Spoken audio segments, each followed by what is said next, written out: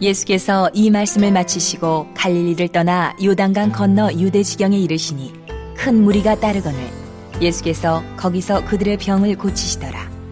바리새인들이 예수께 나와 그를 시험하여 이르되 사람이 어떤 이유가 있으면 그 아내를 버리는 것이 옳으니까? 예수께서 대답하여 이르시되 사람을 지으시니가 본래 그들을 남자와 여자로 지으시고 말씀하시기를 그러므로 사람이 그 부모를 떠나서 아내에게 합하여 그 둘이 한 몸이 될지니라 하신 것을 읽지 못하였느냐.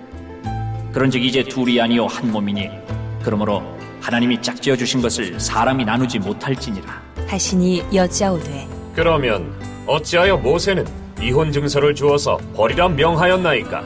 예수께서 이르시되 모세가 너희 마음의 완악함 때문에 아내 버림을 허락하였거니와 본래는 그렇지 아니하니라. 내가 너희에게 말하노니 누구든지 음행한 이유 외에 아내를 버리고 다른 데 장가드는 자는 간음함이니라. 제자들이 이르되 만일 사람이 아내에게 이같이 할진대 장가들지 않는 것이 좋겠나이다. 예수께서 이르시되 사람마다 이 말을 받지 못하고 오직 타고난 자라야 할지니라. 어머니의 태로부터 된 고자도 있고 사람이 만든 고자도 있고 천국을 위하여 스스로 된 고자도 있도다. 이 말을 받을 만한 자는 받을지어다. 오늘 아침에는 마태복음 19장 1절부터 12절의 말씀을 가지고 함께 나누겠습니다. 오늘 예수님께서는 이혼에 관한 계명들 그 해석에 대하여 말씀하고 계십니다. 바리새인들은 결혼, 재혼과 같은 이혼에 관한 계명들을 질문함으로써 예수님을 곤경에 빠뜨리고 싶어 했던 것 같습니다.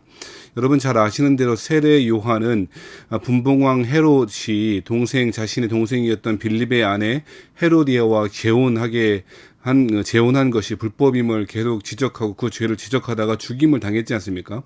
그러므로 예수님도 헤롯의 재혼에 반대하는 듯한 관점을 드러낸다면 예수님이 위험에 처할 가능성이 있다고 생각했던 것 같습니다. 그러한 이유로 예수님께 나와 그를 시험하여 어떤 이유가 있으면 그 아내를 버리는 것이 옳습니까? 라고 그렇게 이야기하고 질문하고 있죠.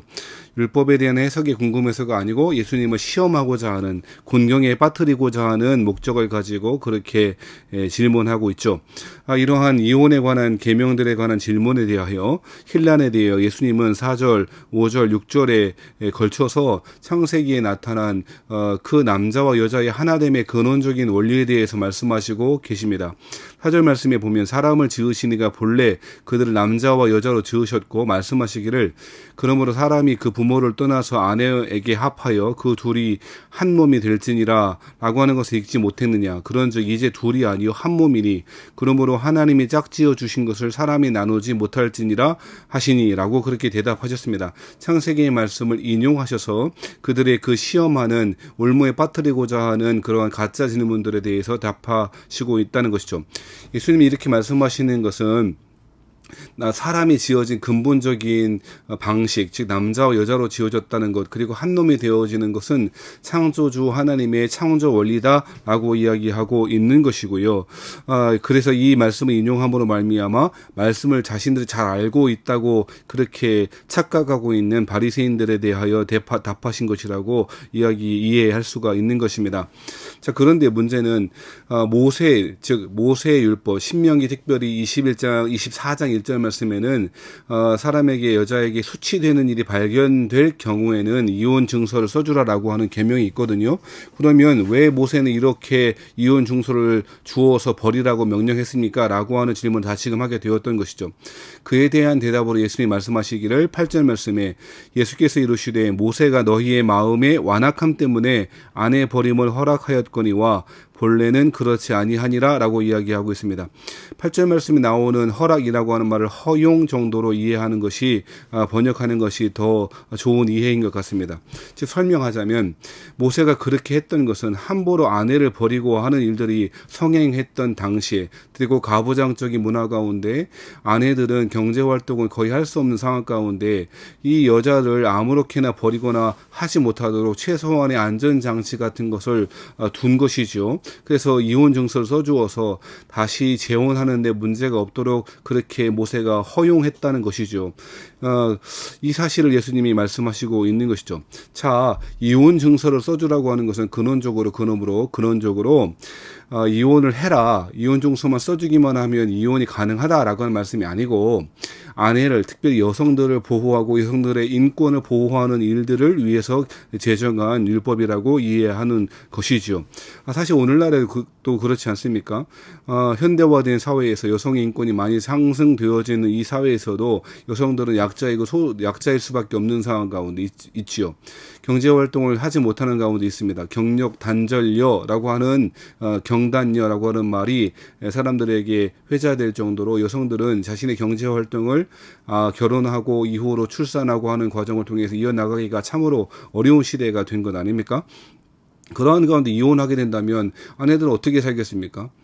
최근에는 심지어는 이혼하고 양육비를 아내에게 주도록 그렇게 법원에 명령했음에도 불구하고 그 양육비조차 보내지 않는 남자들이 있다는 것 아닙니까? 그러니 여성들이 겪게 될 어려움은 상상할 수 없는 큰 어려움이겠죠. 자, 이런 것들을 금지하고자 하는 최소한의 율법적인 정신이 모세의 계명, 신명기 24장 1절에 그렇게 기록된 것이라 이해할 수가 있는 것이죠. 자, 그런데 이러한 것에는 또 한 가지 함정이 도사리고 있었는데, 당시 여러분 율법의 학파들, 율법을 해석하는 바리새인들의 학파에는 힐렐 학파와 샴마이 학파라고 하는 두 학파가 있었습니다. 자, 신명기 24장 1절에 수치되는 일이 발견되거는 이라고 하는 말을 해석함에 있어서 힐렐 학파는 수치되는 일을 굉장히 넓게 해석했습니다. 그래서 남편이 못마땅해 하기만 하면 다 이혼 증서만 써주고 이혼을 가능하다고 그렇게 해석했던 것이죠.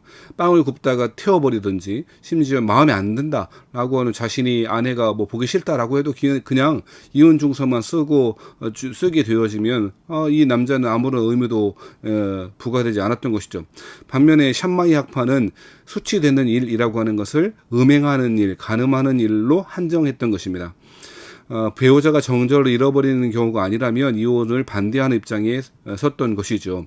그러니까 이 바리새인들 질문했을 때에 예수님이 힐렐 학파의 입장을 대해서 설명하면 샴마이 학파가 반발할 것이고, 샴마이 학파의 입장에서 서면 또 힐렐 학파가 아주 공격할 것입니다. 양쪽에서 공격받을 만한 질문을 던졌을 것입니다. 그런데 예수님은 창조의 근본 원리에 대해서 설명하셨고, 이혼 증서에 대해서 신명기 24장 1절의 해석은 너희의 마음의 완악함 때문에 아내를 함부로 버리고 인권을 존중하지 않는 너희들의 그 완악한 태도 때문에 허락한 것이다, 허용한 것이다 라고 이야기하신 것입니다. 그러시면서 9절 말씀에 누구든지 음행한 이유 외에 아내를 버리고 다른 데 장가드는 자는 간음함이니라 라고 이야기하셨죠. 자, 그러니까 겉으로 볼 때는 예수님께서 이 샴마이 학파라고 하는 사람들의 의견을 존중하고 따라가는 것 같습니다만 실제는 그렇지 않고요. 음행한 이유 외에 아내를 버리고 다른 데 장가드는 자는 간음합니다 라고 하는 이 말은 음행하기만 하면 다 간음했으므로 이혼을 해라 라고 하는 말이라기보다는, 음행은 이미 결혼관계의 파국을 전제하는 것이고, 그러므로 이혼 증서를 써주는 것이 당연한 것이다 라고 하는 식으로 허용된 것으로 이해해야 할 것입니다. 음행하기만 하면 다 이혼해라 라고 하는 말이 아니고, 음행은 그 자체가 결혼의 파국이고 결혼의 언약관계가 깨진 것으로 보는 것이고, 깨진 관계를 추인하는 것으로 이해하는 것이 좋겠다는 것입니다. 자, 사랑하신 여러분, 오늘 본문의 말씀을 통해서 우리는 여러 가지를 살펴볼 수가 있을 것입니다. 사실 살펴보면 오늘날에는 사실 결혼하는 것 자체가 참 어려운 시대가 되어 버렸습니다. 경제적인 능력을 대부분의 청년들은 갖지 못하니 결혼하는 것이 언감생신 어려운 일이 되었고요. 결혼한다고 할지라도 아이를 낳고 기르는 것이 너무 힘든 시대가 되어지는 그런 시대가 됐죠. 어떤 사람들이 이야기하더라고요. 결혼은 판단력 부족 때문이고, 이혼은 이해력 부족 때문이고, 재혼은 기억력 부족 때문이다라고 그렇게 말하는데요.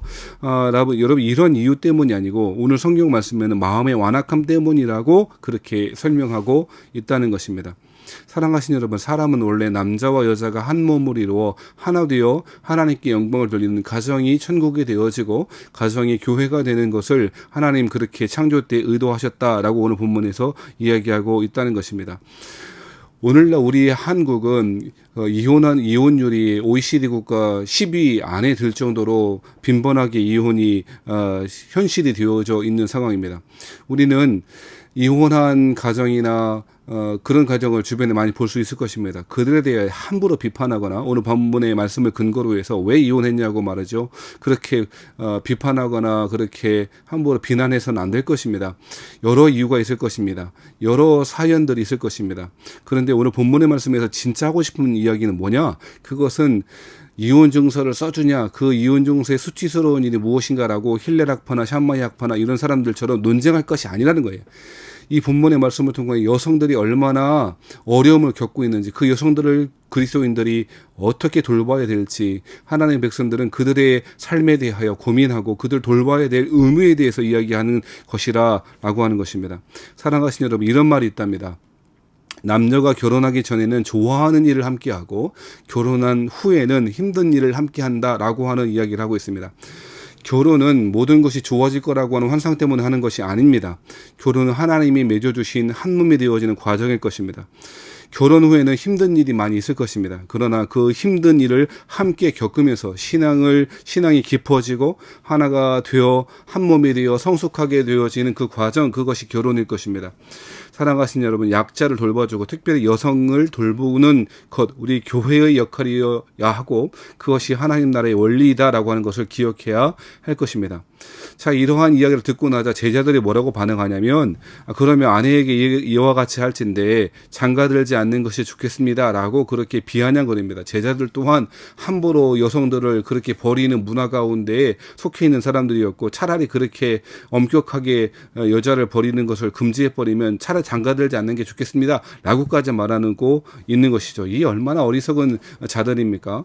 예수님의 제자들 또한 당시의 가부장적인 문화 가운데 도취되어서 아내를 버리는 것을 함부로 하지 말라라고 하는 이야기에 대해서 이렇게 이해하고 오해하고 있는 것이죠. 그러시면서 장가들지 않는 것이 좋겠습니다라고 말하니까 예수님이 11절 말씀에 이렇게 말씀하십니다.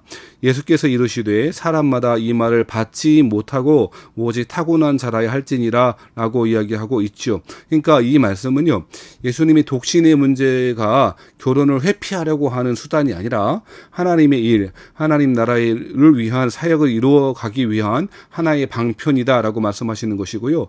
이것은 천국을 위해 스스로 고자된 자도 있다라고 하는 말씀을 통해서 설명되고 있는데, 이것은 독신에 결혼하지 않는 것이 은사이고 이 은사는 아무에게나 주어지는 것이 아니라라고 하는 의미를 갖게 되는 것이죠. 하나님 나라를 위하여 그렇게 헌신하는 사람도 있고 귀한 일이겠습니다만 결혼하지 않는 것만이 은사가 아니라라고 이야기하고 있는 것이죠. 정리하겠습니다. 함부로 이혼하고 함부로 아내를 버리고 하는 일들이 오늘날 얼마나 많이 벌어지고 있습니까? 사랑하신 여러분, 남자와 여자가 하나 되어 공동체를 이루어 하나의 교회를 이루고 하나의 아름다운 천국을 이루어가는 건 우리가 꿈꾸고 바라봐야 될 하나님 나라의 모습, 가정들의 모습이 되어야 할 것이고요. 주변에 여러 가지 이유로 고통당하고 어려움을 겪고 있는 가정의 문제를 겪고 있는 사람들을 위해서 잠깐이라도 함께 기도하고, 특별히 여성들이 겪고 있는 그 어려움을 함께 고민하고 어떻게 하면 도울 수 있을까 함께 고민하며 기도해가고 그들의 마음을 살피시는 하루가 되시기를 바라고요. 오늘 주의 말씀처럼 완악함 때문에 주어진 계명들을 함부로 자신들의 불의함을 덮기 위한 도구로 사용하지 않는 그런 하나님의 참 제자들이 되었으면 좋겠다는 것입니다. 우리 주변에 있는 수많은 가정의 어려움을 겪고 있는 사람들을 위해서 기도하며 그들이 하나님의 은혜 가운데 하나가 되어지고 하나님의 천국의 복음 가운데 그 하나님의 놀라운 사랑과 희락과 화평과 기쁨들이 넘치게 되어진 가정이 될 수 있도록 함께 기도해 주시는 저와 여러분 되시기를 바랍니다.